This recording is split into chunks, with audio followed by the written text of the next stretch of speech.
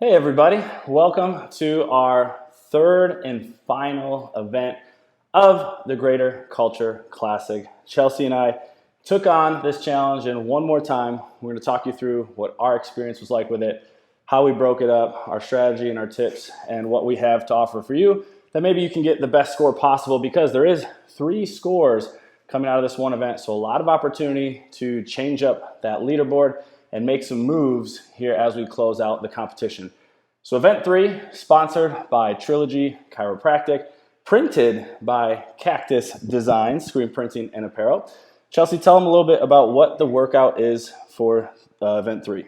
So for event 3, we have 3 AMRAPs, all in a 3-minute time window. So it's a 3-minute AMRAP, 1-minute rest, 3-minute AMRAP, 1-minute rest, 3-minute AMRAP. And we've got a couplet each time, deadlifts, and then descending in skill level gymnastics.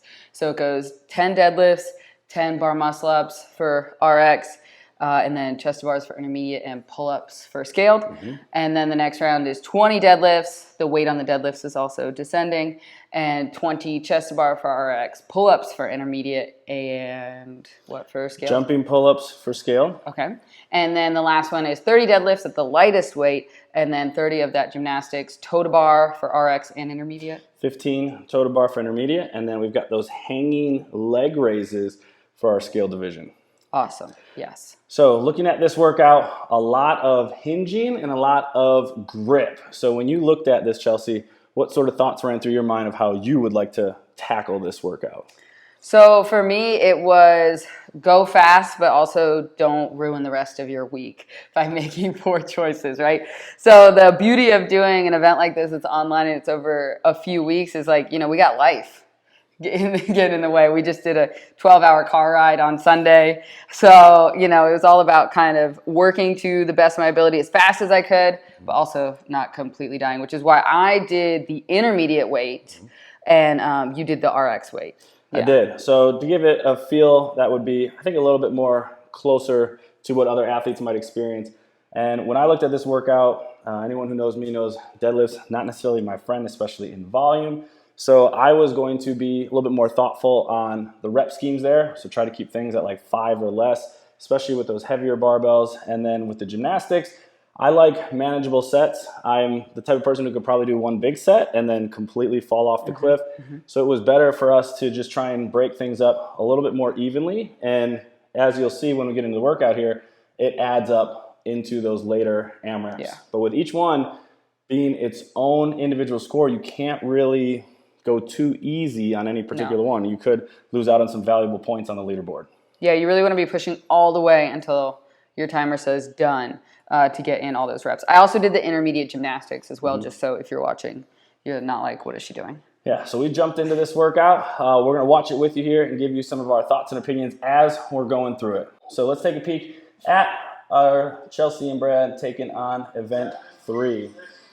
And what you're going to notice here at the start is our strategy was 5 and 5 and a pretty even split on the gymnastics. Yeah, let's hope that I actually moved to standard this week. A little embarrassed coming off of last week's lunges.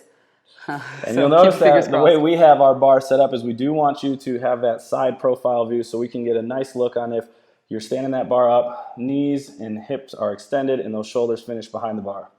So 5 and 5 out the gate, nothing too crazy there. And then we were going to go 6-4 on the gymnastics. I feel pretty good with manageable sets. 6 is probably pushing the upper end of like sets I feel like I could hold consistently. So these first 5 and these first 6 feel pretty good. I was doing a bad job counting, so I didn't really know when to go. That was my fault. Yeah.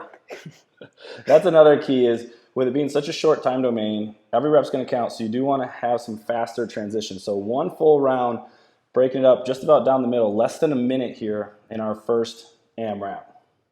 So that gives you a sense of, depending on where you're at with that gymnastic skills, you could anticipate getting through 3 rounds or more on the first AMRAP here. Yeah, it definitely got better as we went. So my suggestion there would maybe do a little bit of a practice round just to kind of shake off those cobwebs that we shook off in the first round. Yeah. And this is where you and your partner can strategize before the event, because if you have a gymnastic wizard who can knock out big sets on the rig, then you're going to want to do everything you can to set that person up for success. So maybe have them do less deadlifts, knowing they're going to be spending some more energy on that pull-up bar. Yeah, you can tell by my beautiful kip there that I am not the gymnastics wizard in this group.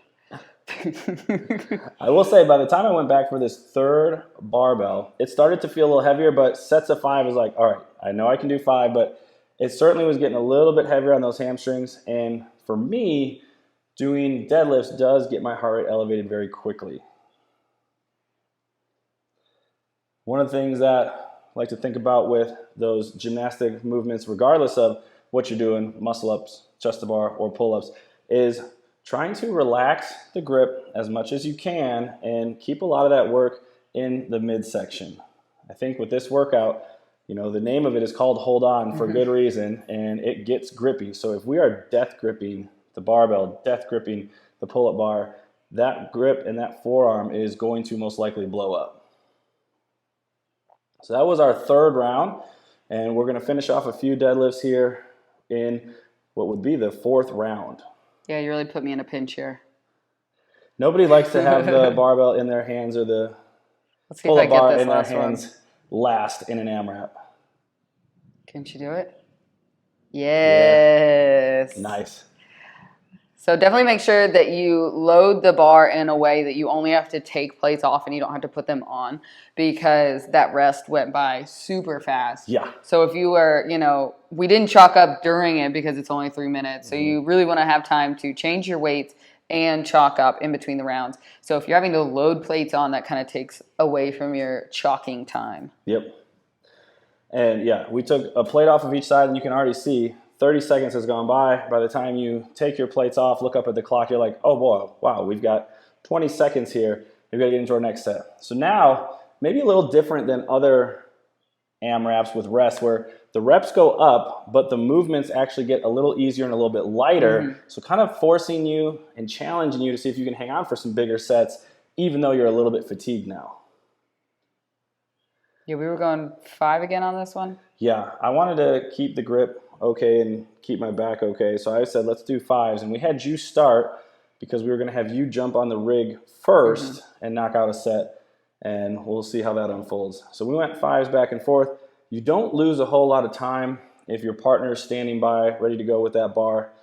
In our male-female pairs, you each get your own bar. In male-male, female-female pairs, there'll be 1 bar. So you could face each other, and as soon as one partner drops it, the other partner is ready to step in and snag it.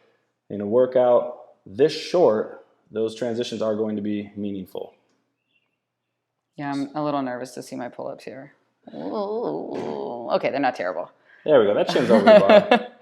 Slightly concerned when you're only doing strict pull-ups, you forget what it's like when you're moving. Yep, and you can see there's a little bit of a transition, probably 3 or 4 seconds we might have lost. It took us about 30 to 35 seconds for 20 of our deadlifts. We were going to go 5, 10, 5 here. And I want to say you did a round of 6. I did, because I should have just stayed on the bar, because then I have the most awkward set of pull-ups here. I should have just done 10 because it felt fine. And then it just and then once again, I mean, there's probably a good 3 or 4 seconds there where I was sitting there and staring at it. So that's going to be, I think, a key for a lot of teams is like, be at the station, ready to go as soon as your partner is done. Even if you don't want to pick it up, get hands on the bar, get hands on the pull-up bar. It's 3 minutes. It goes faster than you think. Yeah. Also, for myself, I do know I have a little bit of I have a second when I set up for my deadlifts. I don't just like rip it off the ground. Yep. So I could have taken that into account and sped up those transitions a little bit more too. And I could tell for me, this was already adding up where I was like, oh, I feel pretty good about holding on to sets of 10 on the pull-up bar.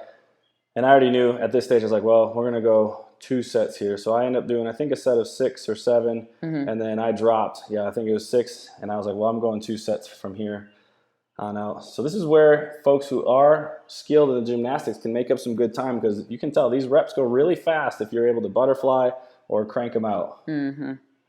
I think that was the issue. Even though it was more reps, it went by pretty quick, and then we were back at the bar. Yep.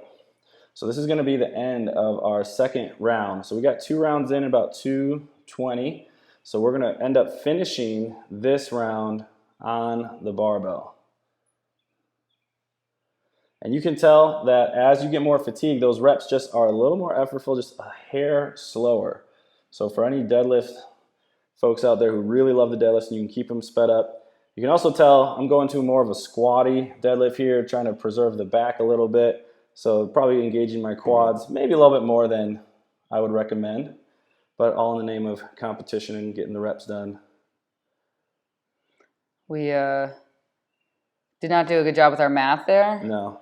So I think we got 2 plus 18 maybe? Yeah, we missed the last rep on that one. 18 or 19? It was 19, yeah. So that gives you an idea of that first round. If you're pretty solid with the movements, you can get through 3+ rounds. This one, probably 2+. But you can also see in a 3-minute window how valuable every rep is going to be. So those transitions are going to matter. Those reps on the pull-up bar are going to matter. So really fight to go all the way through till you hear 0, maybe even doing a rep after the whistle just in case, because that is going to make a difference. Yeah, on that last one, I realized that you were hurting a little bit, so I was like, okay, I'm going to take some more reps here. But I didn't communicate that very well because then we were just like, where are we? I appreciated you doing more because I was like, I could use the rest here. Yeah. So we're getting into our final set here. So we're 6 minutes of work in, a number of deadlifts, a number of gymnastic movements. Now we switch it up. We're going to the toe to bar. We've got our lightest weight on the bar, 30 and 30. So we're going to go bigger sets here. So you crank out 10. Yeah. The bar finally feels lighter. In the second round, it did not. It felt the same weight as the first round. So now it finally feels lighter, and I feel like I can move a bit more. Yeah, I put the belt on just because I was like, man, my back's starting to get a little bit fatigued here. But like you said, as soon as I picked it up, I was like, oh, this feels the best of any bar yet. And thankfully, you picked up more of the reps here. So I really only had to do 10. Yeah. But, those toe to bar are not my friends, so we knew that was happening. I feel like I've developed a better relationship with toe to bar over the years where they're not an enemy. I don't know if I'd call them a friend quite yet, but it felt better jumping up on the bar for toe to bar than it did jumping up for chest to bar. I will say that. Yeah, it was nice not having to move my whole body weight up. It was just my legs. And so you can see there, it took us almost a good minute to get 30 deadlifts in. And even though we said it was moving well and felt good, still takes up some time here.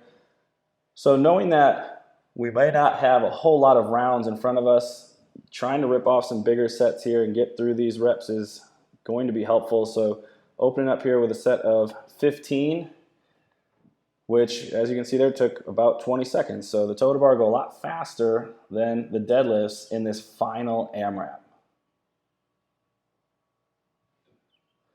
And when that grip starts to get really tired here for these toe to bar, I like to think even more so we want to try and use the core, use those hips.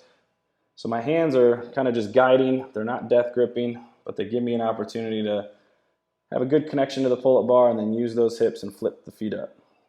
So a full round takes a good minute 45, minute 50 there. So it's a lot of reps. Yeah, it is.